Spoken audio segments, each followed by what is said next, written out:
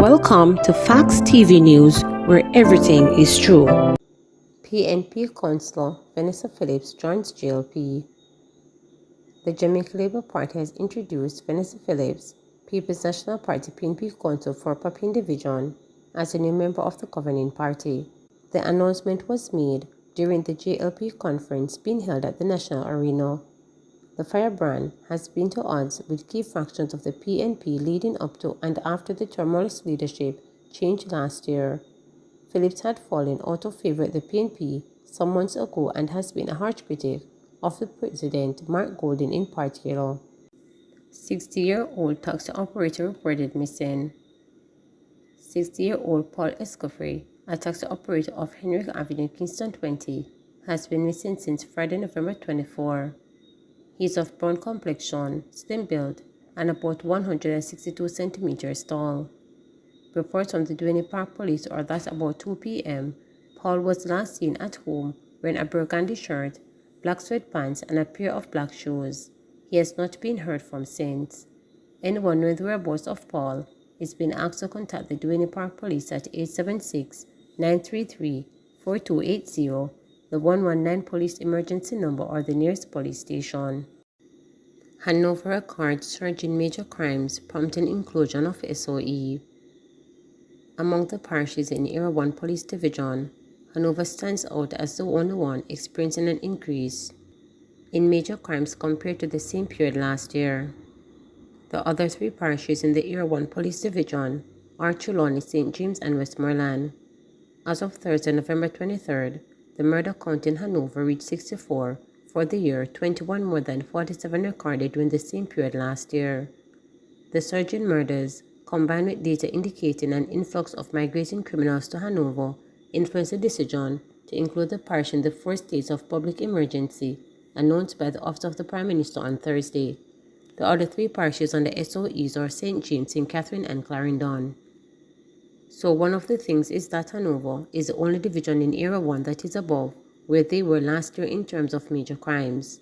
We're seeing a lot of persons moving from the high policing local to the parish that is not being policed aggressively. We see Hanover as one of the parishes that is so vulnerable, and as a result of that, it is necessary to have a kind of hardened approach in Hanover as well, Assistant Commissioner of Police in charge of Area 1 Clifford Chambers stated. On Friday, a day after the SOE was declared in the parish, 37-year-old Adrian Anglin, a taxi operator from Salt Spring, Green Island, Hanover, was shot dead, and another man was injured in Green Island Square. KSAMC says no permit will be granted for construction in some areas unless soil testing has been conducted by approved professionals. The Kingston and St. Andrew Municipal Corporation, KSAMC, has indicated that no permit will be granted for construction of structures in some areas unless proper soil testing has been conducted by approved professionals. Mayor of Kingston, Delroy Williams, notes that some areas of the parish suffered significant damage from the recent earthquake and subsequent heavy rains. He says these events have contributed to soil instability.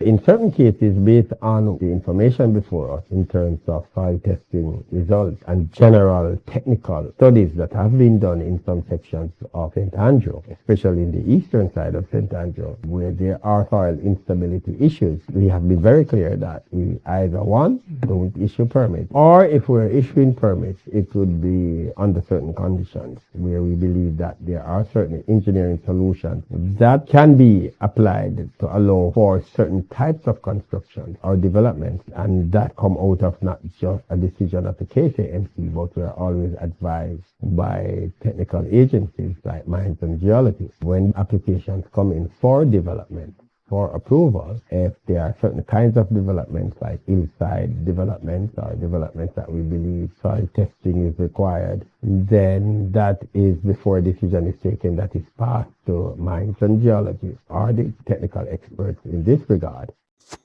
Cabby's question: wisdom behind JUTC fare cut. Taxi associations have blessed the government's decision to reduce the Jamaica Urban Transit Company JUTC fares as a political move, one they believe will have serious impact on the bottom line of private transport operators. The commuters who have now taken taxi, they would prefer to wait on the JUTC bus because that fare would be $70 when the fare on the taxi would be $150. I would do the same thing because the economic situation, there are no money to spend, Transport Operator Development Sustainable Services Stance President Mr. Newman told reporters. On Tuesday, Minister of Finance Dr. Nigel Clark outlined a phase 2 temporary reduction in the regular fares of the JUTC from $100 to $70 come January, and for children from $30 to $25. The fare for pensioners will also be reduced from $40 to $30.